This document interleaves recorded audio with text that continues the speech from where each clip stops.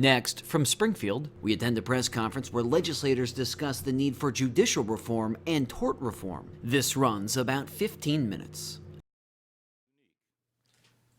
For the past 6 years, tort reform and judicial reform have been on my priority list here in Illinois. Since coming to Springfield, I've championed some of the most critical reforms I believe we need. Venue reform, number one, joint and several liability, number two, and the issue of collateral damage, number three.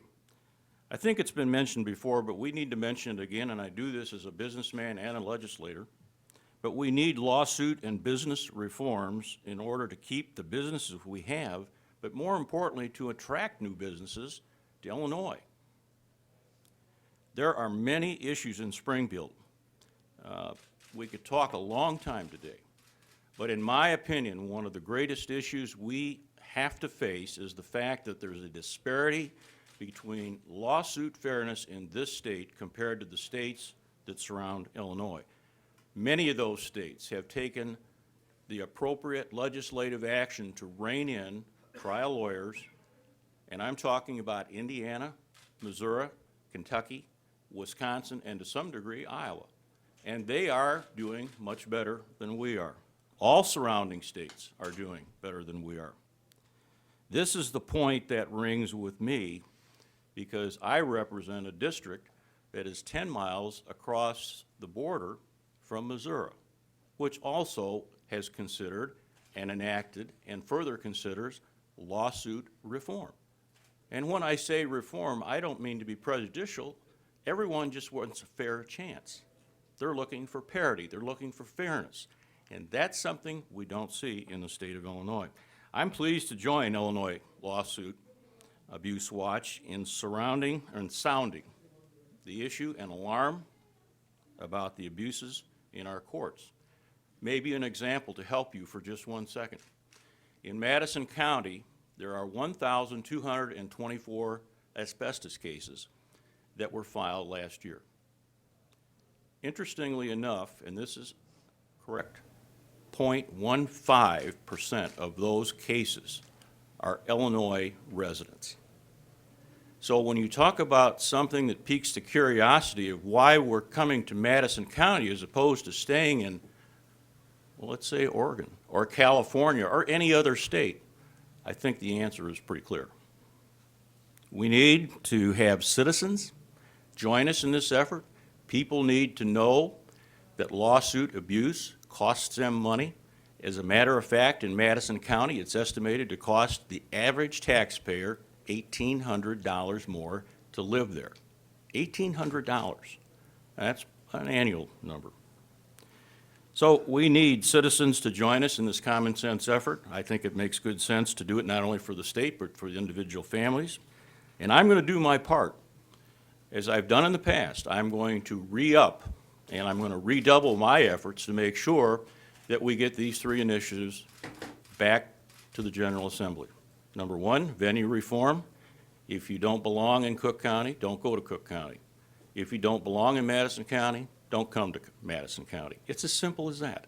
That's common sense. I'm going to focus on joint and several liability, which we can talk about later, and also the issue of collateral damages. And that's where we're going to begin. That's not the end of it. We can do better. We could do better. We have to do better. And frankly, if we don't do better, this state will fail to a great extent. Now I'd like to turn it over to Representative Keith Wheeler, who also is a businessman, and he'll tell you his experience.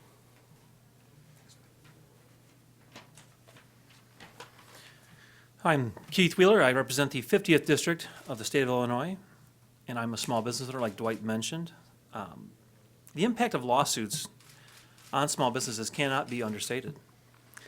Small businesses do their best to adjust their business to regulations that come from Springfield and Washington, as well as higher taxes when that occurs. But lawsuits are really a great unknown, because just one lawsuit can bankrupt a small business. It's time that we stand up now to protect Illinois small business owners by passing these meaningful reforms into law. The threat of a lawsuit is ever present and hangs over the head of small business owners all throughout this state.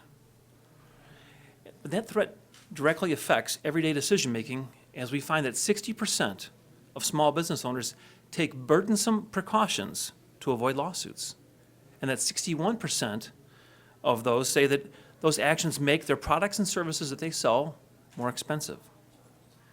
So what does that mean? That means that other businesses, as well as consumers and government clients, are ultimately paying the bill for the unbalanced litigation system in Illinois. And here in the Capitol, you'll hear from both sides of the aisle that job creation is a top priority.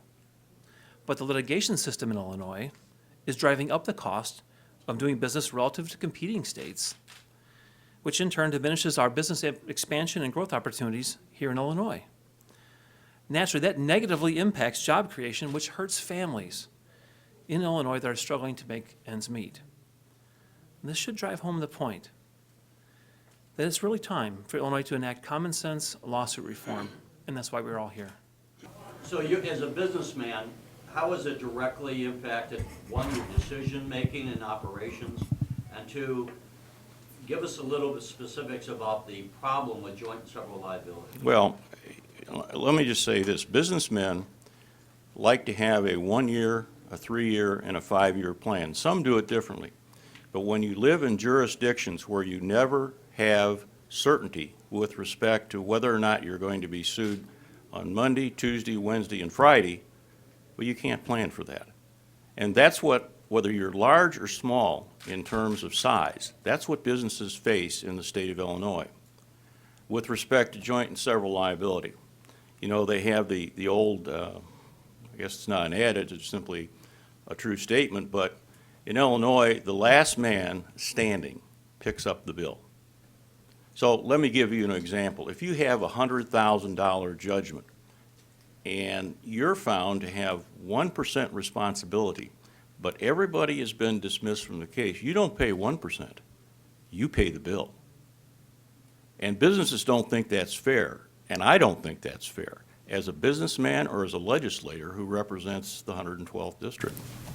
Representative Kay, I know that this is an important issue for you and the other representative, but do you think that this issue and other turnaround agenda issues should hinge on should the budget deal hinge on these turnaround agenda items? Well, I think the governor has made some real points when he's talked about workers' comp reform, tort reform, a fair map, and term limits. I think we can, and in fact, as we speak today, there is a bipartisan group that's working on a budget because apparently the Speaker and the President can't get that done. So we have kind of said, you know, if upper management can't do it, maybe lower management can. So we're working together to do that, but it's very important we get a budget, and we're going to do that, and we're going to submit it to those people who are on the 6th floor or the 2nd floor or wherever they are. But I don't want to overlook the uniqueness of tort reform in Illinois. And I say that because look around us. Look around the surrounding states.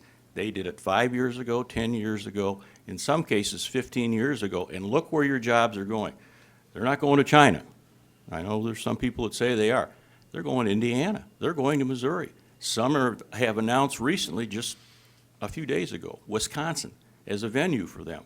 So there's something here that we're not getting right, and I think it's pretty clear after this press conference that a lot of it has to do with just being fair with our judicial system and not abusive with it.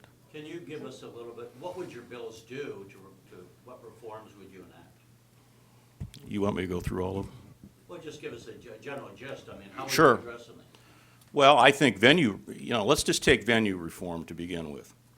As I said before, if you live in Cook County and you work in Cook County and your contract of hire is in Cook County, then it seems to me if you have a cause of action, it's in Cook County.